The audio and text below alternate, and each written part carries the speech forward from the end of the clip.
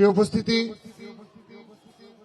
আমরা আজও সত্যিকার অর্থে গভীরভাবে শোকাহত যে আমরা আমাদের সেই প্রিয় নেত্রী, আমাদের ছাত্র দলের যে সাংগঠনিক অভিভাবক যিনি ছিলেন এবং যার নেতৃত্বে ছাত্রদল সত্যিকার অর্থেই সুসংগঠিত হয়েছিল এবং স্বৈরাচার বিরোধী আন্দোলন সহ সর্বশেষ ফেসিবাদ বিরোধী আন্দোলন সহ সকল আন্দোলন সংগ্রামে ছাত্র দলের নেতা কর্মীরা গুম খুনকে উপেক্ষা করেই রাজপথে ছিল, যার নেতৃত্বে সেই আমাদের আদর্শিক প্রিয় নেত্রী দেশ নেত্রী বেগম খালেদা জিয়া আমাদেরকে ছেড়ে চলে গেছেন।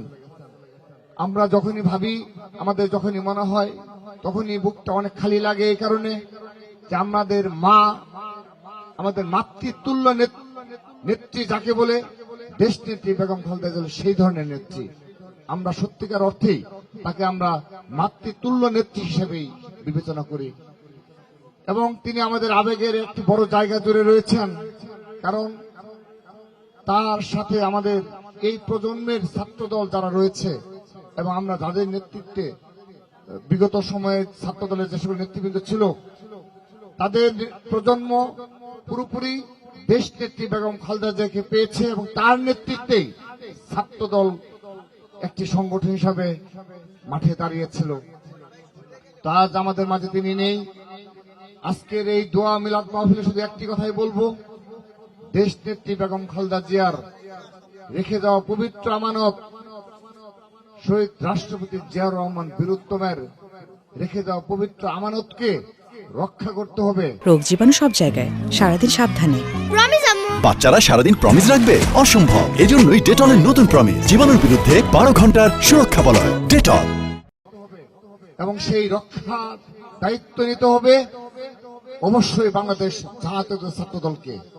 বাংলাদেশ জাতীয় ছাত্রদল দেশ নেত্রী বেগম খালেদা জিয়ার লড়াই সংগ্রামের যে আপসহীনতা এবং বাংলাদেশের আপামর জনসাধারণকে নিয়ে তার যে সুদূর প্রসারী চিন্তা ভাবনা এবং সবার আগে তিনি স্থান দিতেন দেশের জনগণকে প্রায়োরিটি দিয়ে তিনি রাজনীতি করতেন এবং তার ব্যক্তি স্বার্থ কিংবা দলীয় স্বার্থের ঊর্ধ্বে সবসময় দেশের জনগণের ভাবনাকে তিনি প্রায়োরিটি দিতেন।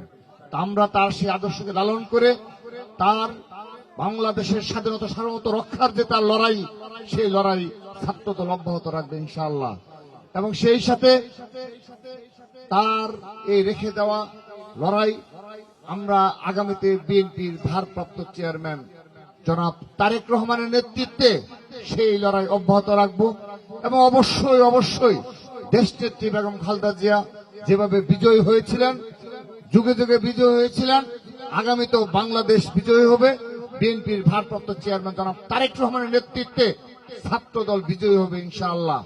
সকল ষড়যন্ত্রকে মোকাবেলা করে আমরা আজকে প্রতিজ্ঞা নেব, সব ধরনের সংকট, সব ধরনের ষড়যন্ত্রকে আমরা মোকাবেলা করব এবং আমরা প্রতিহত করব, সেই প্রত্যাশা রেখে এবং আবারও বিএনপির চেয়ারপারসন দেশ নেত্রী বেগম খালেদা জিয়ার বিধি আত্মার মাগফিরাত কামনা করছি।